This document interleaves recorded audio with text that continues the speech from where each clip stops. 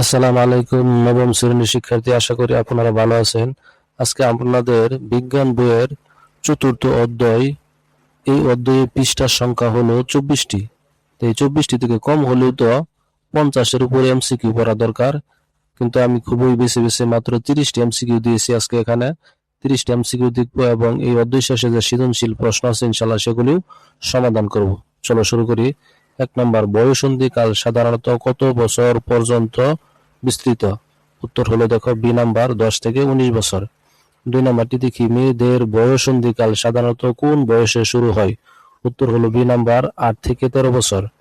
3 number, ছেলেদের বয়ঃসন্ধিকাল সাধারণত কোন বয়সে শুরু হয়? উত্তর হলো বি নাম্বার 10 থেকে 15 বছর। 4 নাম্বারটি, বয়ঃসন্ধিকালের পরিবর্তনের প্রধান কারণ কি? উত্তর হলো দেখো হরমোন। তারপর 5 নাম্বার, মেয়েদের শরীরে প্রধান যৌন হরমোন কোন দুটি?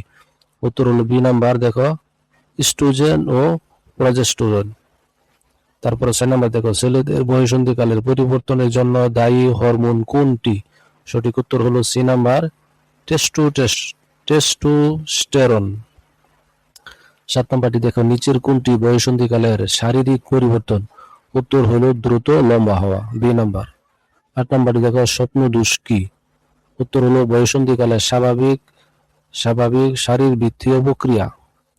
9 নাম্বারটি, বাংলাদেশের আইন অনুযায়ী মেয়েদের বিয়ের সর্বনিম্ন বয়স কত? সঠিক উত্তর হলো 18 বছর। 10 নাম্বার, বাংলাদেশের আইন অনুযায়ী ছেলেদের বিয়ের সর্বনিম্ন বয়স কত? উত্তর হলো 21 বছর।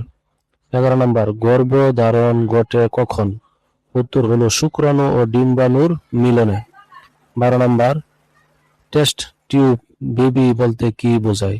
উত্তর হলো দেখো বি নাম্বার।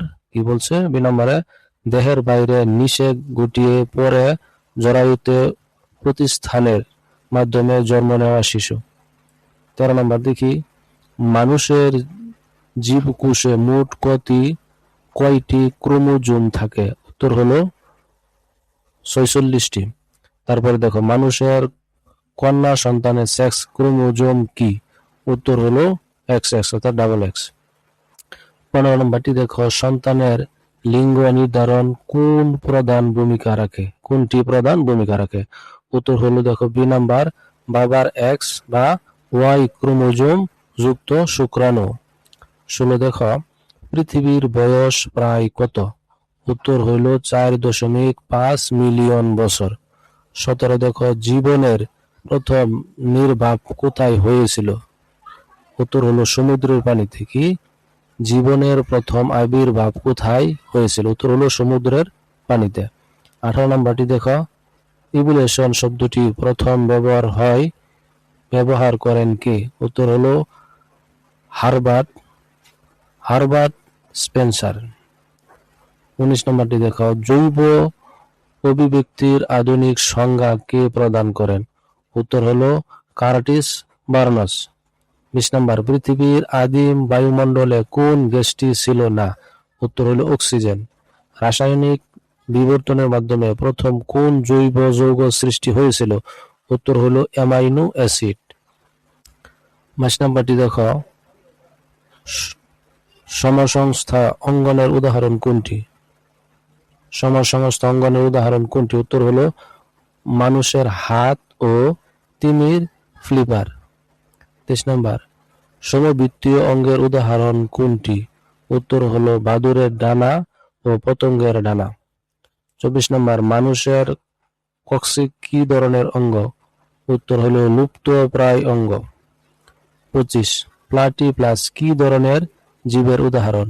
উত্তর হলো সংযোগকারী জীব। 26 নম্বর দেখো,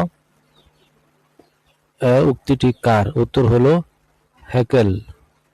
তারপরে 27 নম্বর, জৈব অভিব্যক্তির সবচেয়ে গুরুত্বপূর্ণ প্রমাণ কোনটি? উত্তর হলো জীবাশ্ম। তারপর 28 নম্বর দেখো, ল্যামার্কের তত্ত্বের মূল ভিত্তি কি? উত্তর হলো অর্জিত বৈশিষ্ট্যর বংশ অনুসরণ। তারপর দেখো 29 নম্বর, সঠিক উত্তর হলো বি নাম্বার। 30 নম্বর, সঠিক উত্তর হলো বি নাম্বার। এবার চলো সৃজনশীল দেখি তোমাদের বইয়ে। মিসেস সান্তানা, এটা তোমাদের বইয়ে আছে, দেখো আমরা প্রশ্নের উত্তরগুলি দেখি শুধু। সেক্স ক্রোমোজোম কাকে বলে? উত্তর, যে ক্রোমোজোম জীবের লিঙ্গ পুরুষ বা নারী নির্ধারণে প্রত্যক্ষ ভূমিকা পালন করে তাকে সেক্স ক্রোমোজোম বলে। বাকিটুকু তুমি লিখলে লিখতে পারো। খ নাম্বার, বয়ঃসন্ধিকালে ছেলে মেয়েদের পরিবর্তন ভিন্ন হয় কেন, ব্যাখ্যা করো। উত্তর হলো, বয়ঃসন্ধিকালে ছেলে ও মেয়েদের শরীরে ভিন্ন ভিন্ন ধরনের যৌন হরমোন মিশ্রিত হয়। এই হরমোনগুলোর প্রভাবে তাদের শারীরিক, মানসিক ও আচরণগত পরিবর্তন একে অপরের থেকে ভিন্ন হয়। ব্যাখ্যা যদি করো তাহলে এটুকু দিবে। এরপরে ছোটকে দেখো, মিসেস শান্তার ক্ষেত্রে ডাক্তার কোন বিশেষ পদ্ধতি অবলম্বন করেন, ব্যাখ্যা করো। এই হলো তার উত্তরটি, দেখে নাও।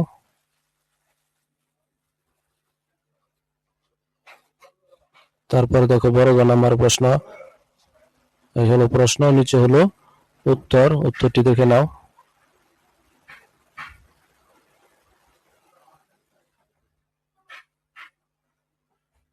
এরপর দেখো সৃজনশীল 2, জামান বিবর্তন অধ্যায়টি ভালো বুঝতে না পেরে তার বাবার কাছে যায়। প্রশ্নগুলি দেখি আমরা। নিউক্লিওপ্রোটিন কাকে বলে? দেখো, নিউক্লিও অ্যাসিড, ডিএনএ বা আরএনএ ও প্রোটিন অণুর সমন্বয়ে গঠিত জটিল যৌগকে নিউক্লিওপ্রোটিন বলে। বাকিটুকু দিবি, নাম্বার বেশি পাবে। খ নাম্বার দেখো, রাজ কাঁকড়াকে কেন জীবন্ত জীবাশ্ময় বলা হয়? উত্তর হলো, দেখো।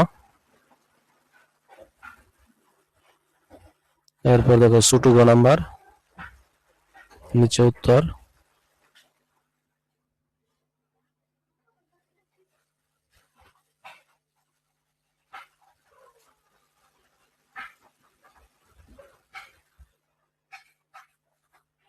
এভাবে লিখলে নাম্বার বেশি পাবে।